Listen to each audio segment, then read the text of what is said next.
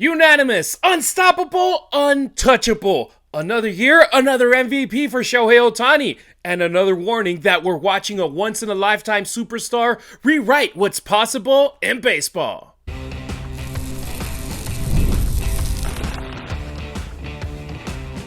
You are Locked On Dodgers, your daily Los Angeles Dodgers podcast. Part of the Locked On Podcast Network, your team every day. What's up, everybody? I'm Harry Ruiz. That's Travis Rodgers, and it's time for Locked On Dodgers, part of the Locked On Podcast Network, now the #1 sports podcast network.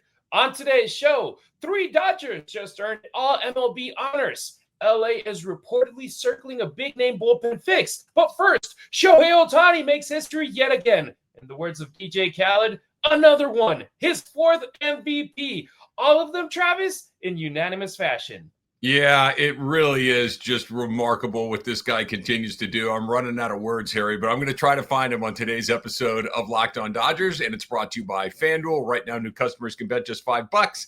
And if your bet wins, you'll get $300 in bonus bets to use across the app. So download that FanDuel app today. You can catch more of Travis weekday afternoons from 3 to 6 on 710 ESPN LA or on the ESPN LA app with the Travis and DeMarco Show. As for me, I'm the Spanish play-by-play announcer for USC football and the Las Vegas Raiders, but when I'm not calling touchdowns, I'm right here doing what I love most, talking Dodger baseball. New around here, welcome to the family. Glad that you found us. If you're an everydayer, you already know what's up. You're the heartbeat that keeps Locked On Dodgers going. Unanimous again. Shohei Ohtani makes baseball history. I mean, for the 3rd straight year, the Dodgers phenom took home the MVP. Now back-to-back in the National League. All 31st place votes, 0 debate, 0 hesitation. Just Shohei Ohtani, Travis, being the greatest show in baseball. Yeah, and you know, it's funny. I'm thrilled that Shohei won, and he deserved to win, and it should have been unanimous, and all of these things. And we're going to get into the fact that he's won 3 in a row, that he's the only person not named Barry Bonds to have more than 3. But can I just tell you for just a microsecond, like it's got to be such a drag to be Kyle Schwarber or Juan Soto and be like, I got no chance, man. Like, there's no chance that I can beat this guy. It's not like it's if I would have hit a few more home runs or driven in a few more guys or played Gold Glove right field or whatever.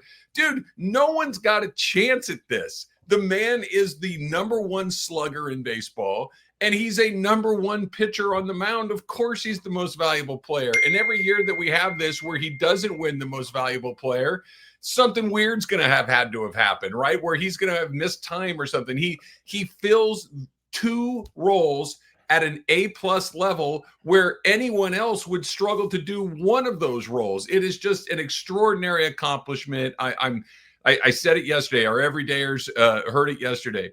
It is a genuine pleasure to get to watch this man do what he does and be alive in the time of Shohei Ohtani on my favorite team, your favorite team, and them winning championships and having it matter. It just simply doesn't get better than this.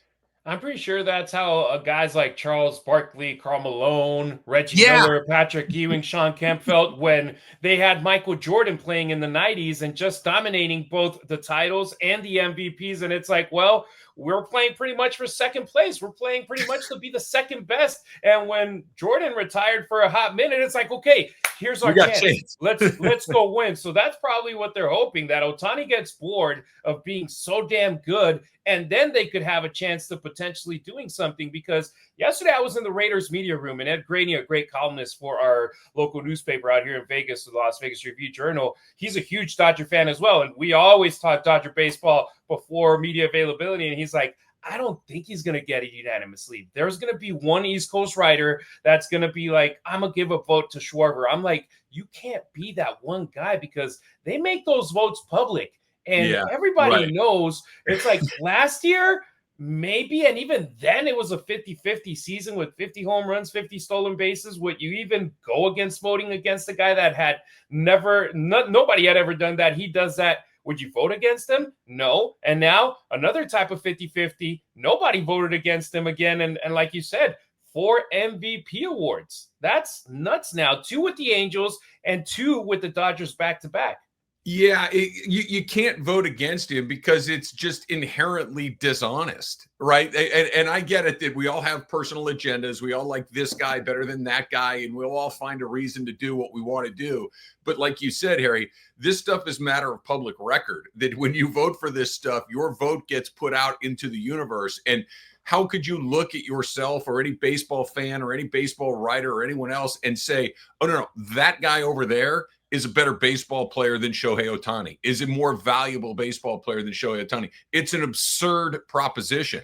You know, last year when Ohtani was, air quotes, just going 50-50, you could at least maybe say, oh, well, this guy over here got on base a little more, maybe did this a little more. But the second he took the mound again this season, it was a wrap. And the second he took the mound again and was as effective as he was, it was a double wrap. It was just, you can't pick anyone else. And now it just becomes this conversation about, where do you slot him as far as all-time guys go? Because Barry Bonds has 7, by the way, probably should have 10 or so, but Shohei Ohtani has 4. And I was talking about this on my radio show yesterday. I think where you would describe Ohtani right now, he's in the mid to late prime of his career, right? This isn't the mid prime. That's probably in your late 20s. This is the mid to late prime. The prime still got several more years on it, but we're more towards the back than we are to the beginning. So where does this end? If he's got 4 MVPs, he's got 3 in a row, all 4 of them unanimous. Assuming health, does he finish with 5, 6? Is a 7th out of the question? I don't think that it is. And we're just starting to stack these records on top of one another. And it's just a thrill to be able to get to witness it in real time, because 3 MVPs is Aaron Judge joined the 3 MVP club yesterday. There's only 13 guys that have 13 guys. There's been like 20, I think it's like 35,000 major league players have been in history. Only 13 of them have won 3 MVPs, right? Ohtani picked up number 4 yesterday. That list is 2 people long, and I don't want to say he's just getting started, but he's not slowing down anytime soon. He's 31 years old. He doesn't turn 32 until the day after Independence Day. I mean, it's nuts. Like, it's not like those contracts where players sign 10-year deals and they go through their 43-year-old season. Right. It's like right here, his last season of a 10-year deal is going to be his year 40 season in Major League Baseball. I'm so glad you said that, because, and I'm not, anybody that knows me and listens to my radio show knows what's coming next. I got a thing for the Angels, and I can't stand them, but that's a whole nother thing. When the Angels signed Albert Pujols a million years ago, the goal was, we're going to try to get a couple of these things right out of the chute, get an MVP, maybe a World Series appearance, and then whatever comes in the next 6 or 7 years of this deal, whatever. It's probably going to be pretty ugly, but at least we're going to get something out of the front end of the deal. The Dodgers didn't do that, but that's exactly the result that they've gotten. They've gotten everything you could possibly imagine out of the front end of the deal. They've gotten 2 World Series titles. They've gotten 2 MVPs. And to your point, Harry, this isn't a Pujols thing where, oh my God, he's in his mid-30s already, and he looks like he's in his mid-40s. This is a guy that is just barely 30 years old. This is a guy that continues to impress physically more and more and more. His body hasn't shown any real signs of decline athletically. I know his elbows had to be rebuilt a couple of times, but oddly enough, that's just normal in modern baseball. That the best, and listen to what I'm about to say, everybody, the best may still yet be to come. That's he's got 4 MVPs, and the best version of Shohei Ohtani might still be in the future. That's unbelievable. When it comes to Dodgers history, let's throw this one out. Shohei Ohtani becomes the 2nd player in franchise history to win more than one National League MVP while representing the team. Roy Campanella did it 3 times, and it's the 3rd instance where a Dodgers player wins an MVP in back-to-back seasons. It happened 55 Campanella, 56 Newcomb, and also 62 Maury Wills, 63 Sandy Koufax. So even in Dodgers history, it's like, dude, this is stuff that doesn't happen very often, and this is a team that's been around since the very early 1900s. I mean, it's we are, if we're not there already, and by the way, we might be, But if we're not there already, we are really close to a point where every list that we talk about is going to have the Shohei Ohtani name on it. Michael Thompson, a longtime Laker player, he's a member of the Laker broadcast team right now. He's a friend of mine. He works at 710 as well. And he said to me at one point, and it's uncanny how often it's true. Whenever an NBA question comes up of name the 5 guys who did this, name the 10 guys who did that, name the only 3 players that have done this, the name that is on every single list is Wilt Chamberlain. He's on every list, on all of them. That's Ohtani. Ohtani is going to be that guy that if you're naming a list, Ohtani's either on it or at the top of it, and he's just turned 30 years old not that long. It's exciting. It's incredible. It's hard to believe. It's all of those things.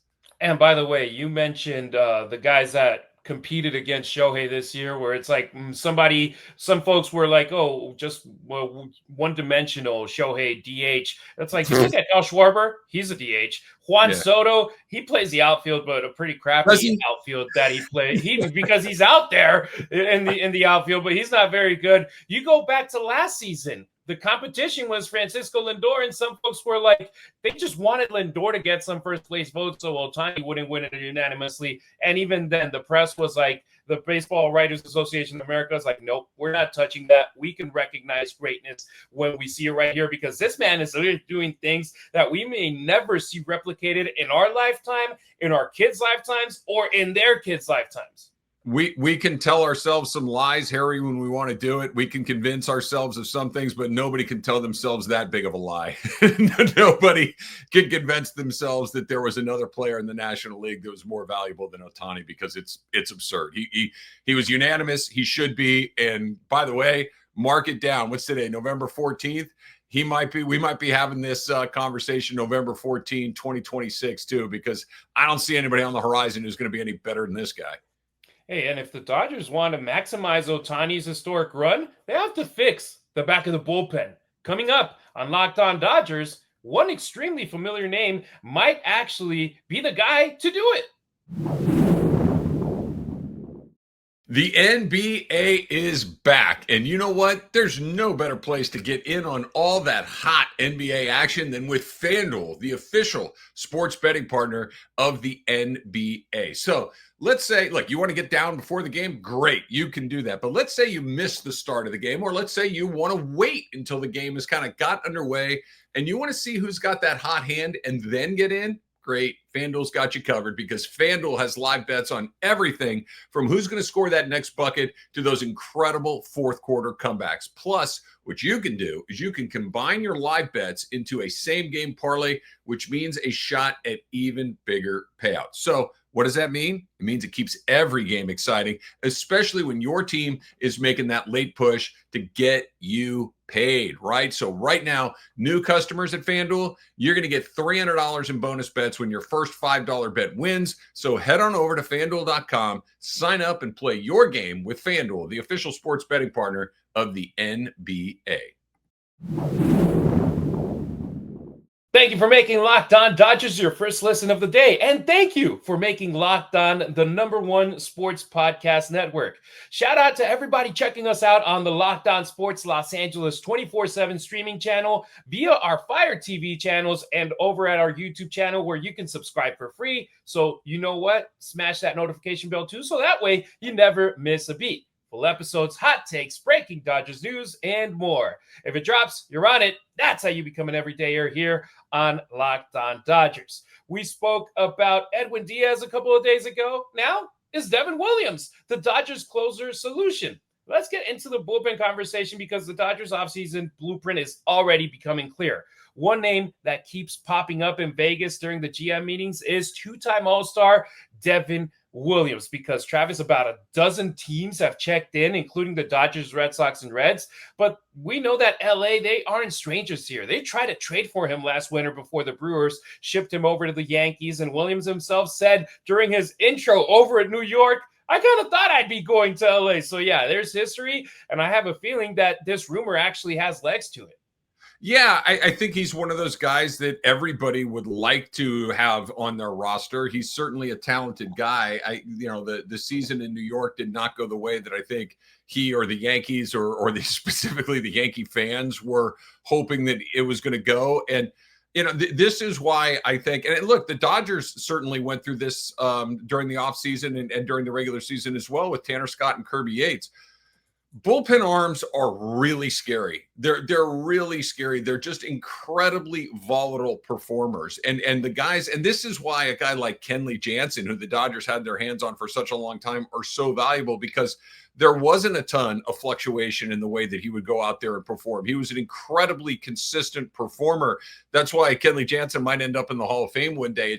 It's not normal. Guys are usually good one year, bad another, good for half a year. They lose their mojo, or vice versa. They get off to a terrible start. They kind of find it late. I don't love the idea of spending a lot of money on bullpen guys. I think that the way that the Dodgers had done this previously, prior to 2025, is the more judicious way to do it, which is, let's see what we have and let's try to improve on the margins a little bit. Starting pitching is a totally different animal. Going in and spending money on starting pitching makes a lot of sense to me, because those guys are typically more predictable. They're more steady. If the guy's been good, he's probably very likely to continue to be good. That's not true of a relief pitcher. We just saw it with Tanner Scott. And if all of a sudden you and I are doing a show saying Devin Williams is coming to LA, I like that. I'm excited to see him here, but it all depends on the price, right? Both the economic price and anything else, because, once bitten, twice shy for me in bullpen arms. I don't go big there. I'll try to fix it on the fly. And look, all of us were excited when the Dodgers signed Tanner Scott. Sure, all of us were excited when they signed Kirby Yates, two guys that were all-stars the season prior in 2024. So it was like, hey, they're bringing in two guys who had great seasons.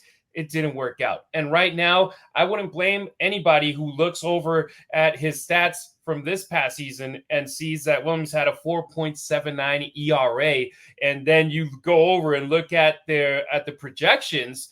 A report from The Athletic has him projected at 1 year, $18 million. MLB Trade Rumors has him projected at 4 years, $68 million. Run for the hills at 4 years. I mean, a 1 year deal. Look, Kirby Yates' deal that the Dodgers did last year didn't work, but they're out from underneath it, right? It comes in, you do it, it either works or it doesn't, and then you can make a decision. This is why, as bad as Michael Conforto played last year, it wasn't a fatal flaw, because they're out of the Michael Conforto business after 1 year. Same thing with Kirby Yates. The Tanner Scott thing is far more concerning. They got 3 more years at high dollar. He's virtually unmovable at the price he is with the performance that he has. So they're kind of stuck with him unless they can get it figured out.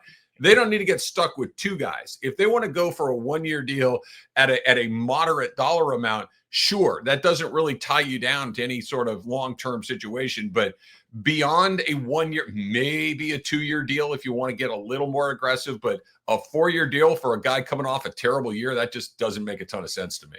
And Travis, it's pretty much Tanner Scott's contract. Yeah. Scott got 4 years, $72 million. This projection has Williams going 4 years, $68. And the other one is pretty much Yates' contract, because you got the projection at 1 year, $18 million. Yates got 1 year, $13 million by the Dodgers. So it's pick your poison. Now would the Dodgers do it? Because also, look, they are way smarter than you and I are, Travis. I'm sorry. But the front office, they do their homework. And if they look up at the numbers, they can see that Williams threw a career-high 62 innings. He gave up 33 earned runs, but nearly half of them, 16 of those runs, came in a 5-game span during 5 games. So you look at the rest of his body of work, his strikeout by 9 innings, 13.1, his FIP, which is the performance based only on things that pitchers can control, like walks, hit batters, home runs, strikeouts. It's a 2.68, which is pretty good. And it's like, okay, he is a pretty damn good pitcher who just didn't ran with good luck in a 5-game span. Unlike Tanner Scott, where you can look at him leading the National League in blown saves. That's not just 5 games. That's double digits. And before injury, after injury, he just couldn't get that monkey off his back to be like, okay, I'm done with blowing games. No, he kept on doing it. So that right now is going to keep being a conversation until literally when the season starts, because the Dodgers, they have a closer problem. They haven't been able pretty much to fix it since they got rid of Kenley Jansen. They haven't, but they've also won the World Series twice without a real closer, right? They figure this is the everydayers really know this one. I've said this so many times. Dodgers have won 3 World Series in the last 6 years. All 3 times a starting pitcher has been on the mound when they've closed this thing out. All 3 times. Julio Urias, Walker Buehler, and Yoshinobu Yamamoto. The Dodgers, I really think they learned their lesson when it came to Tanner Scott. Like, we don't have to have this. In a perfect world, would you love to have Mariano Rivera back there ready to slam the door? Sure, but they'll figure it out along the way. And the other part that I think makes it more likely that maybe you could get a Devin Williams, because I think a lot of teams are going to be very reluctant to do anything long-term, is that big, bad boogeyman that's waiting on the horizon, which is labor unrest, which is a strike, which is a lockout, which is some sort of situation where the whole sport is closed down. And guys are not going to be looking to give long-term deals until they get some sort of salary certainty structure involved in Major League Baseball. So I think a lot of guys that are going to be free agents this offseason are going to have to take deals that may be a little bit more short-term, so at least they can put some money in the bank, because who knows how long this thing may be shut down. And you know that the front office would love stability in the back end of that bullpen. And Williams offers that, but at the same time, the Dodgers, they're expecting and hoping that Blake Trinan bounces back, that Tanner Scott is able to compete for that role again, that Brusdar Graterol and Evan Phillips return healthy. And those are guys that when they're on, they're untouchable, that they're great. The thing is, you need Graterol and Phillips to be healthy. You need Trinan and Scott to be reliable, which none of those 4 were able to be what I just mentioned. Yeah, I'm cautiously optimistic on Scott. He's too good of a player to have gone that bad that fast. I think that probably gets sorted out to some degree. Graterol was hurt all year. That's kind of concerning. Phillips, I don't know. We'll see. And look, Blake Trinan's won the World Series and been an important part of both times, but he looked completely done. So we'll see how he bounces back next year as well. All right, we already spoke about Shohei Ohtani getting the MVP, but he wasn't the only player bringing home some hardware for the boys in blue. Next on Locked On Dodgers, LA put 3 players on the All-MVP teams, including multiple first-teamers. We're going to break that down, who made it and why it matters.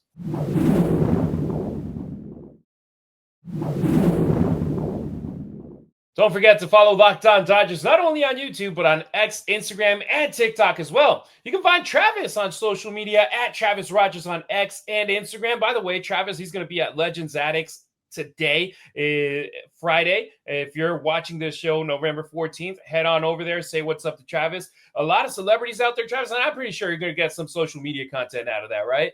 Can't wait to do it. Get a little Miguel Rojas conversation coming up later today, and I'll be back. If nothing else, we'll be back on Monday, Harry. I can report everything that Miggy told us.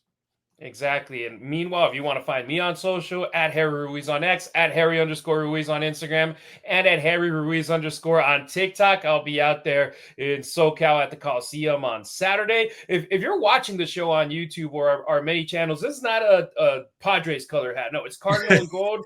It's got the SC logo in the back, because I remember last time I wore this hat, I got a lot of crap from fans saying it's like, wait, those are Padres colors. No. SC's been around since 1880, so this is cardinal and gold. This is SC. The Padres change their colors every 5 minutes, but they've never been cardinal and gold. Anybody that thought that that's Padre colors needs to get their eyes checked.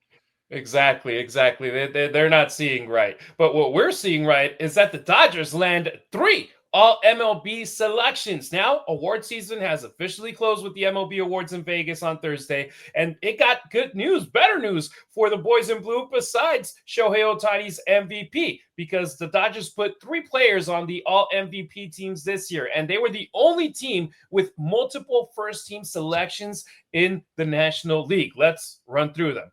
Shohei Ohtani, no surprise. He's the MVP, first-team designated hitter. Travis, this is the crazy part, though.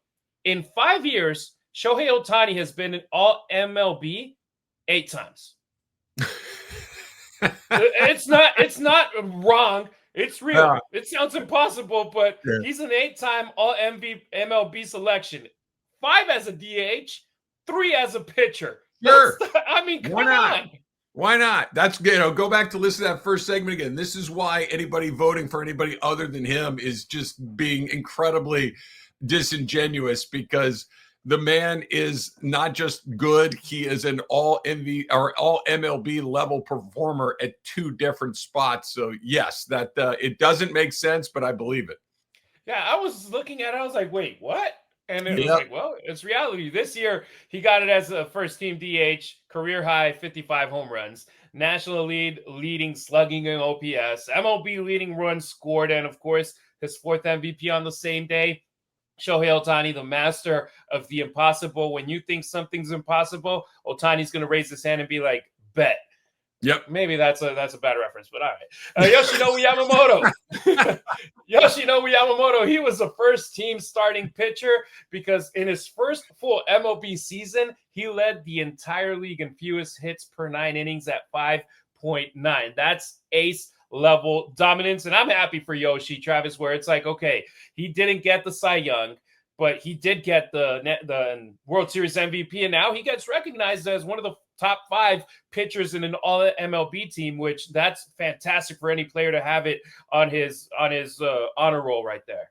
Yeah, it is, and certainly well deserved, and probably the beginning of a long list of accolades that he's going to stack up after the 2025 campaign. He's one of the best pitchers in baseball. I think everybody got a good look at that in October doing what he did, but anybody that follows the Dodgers regularly, and I think the best thing that Yamamoto did all season long, he took the ball every time.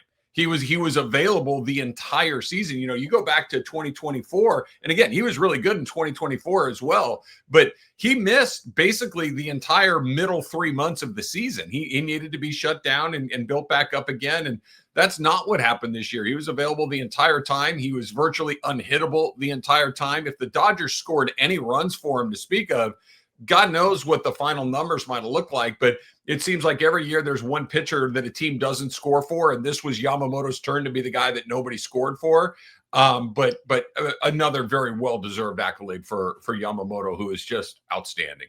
The other starting pitchers on the first team, the 2 Cy Young winners, Paul Skeens, Tariq Skubal, and then you got Garrett Crochet from the Red Sox and Max Fried from the Yankees. So right there you got only Skeens and Yamamoto from the National League, and they left Christopher Sanchez, which it doesn't make sense. If he's number 2 in Cy Young voting, how does he not make the first team? And Yoshi does, in my opinion. It's like, well, Yoshi should have been second in that award over there, but whatever. Yeah. Elite company right here for Yamamoto that everybody's talking about. It's like, man, I'm in the same group as Yamamoto right now because of what he did in the postseason. And for the Dodgers, this is exactly the kind of cornerstone performance that they expected when they brought him over from Japan to Major League Baseball. I don't know if that's what they were expecting when they drafted this guy, Will Smith, second team catcher. Even in just 110 games, Will Smith put together one of the most reliable seasons ever behind the plate in Major League Baseball. 404 OVP, 497 slugging, 3rd straight